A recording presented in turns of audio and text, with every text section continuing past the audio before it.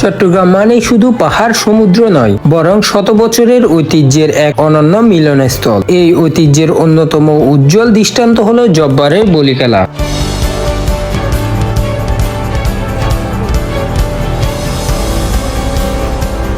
Hello guys, আসসালামু আলাইকুম, welcome back to my YouTube channel new career BD.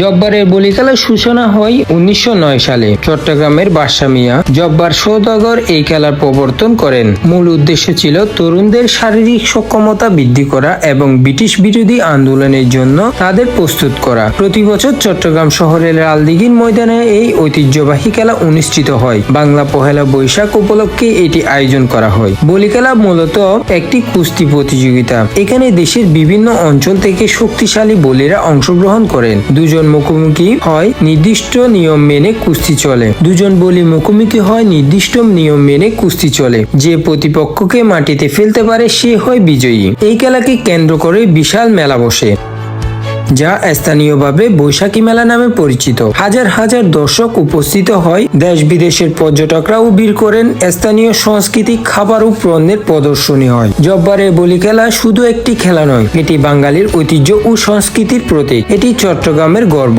বাংলাদেশের ঐতিহ্যের অংশ।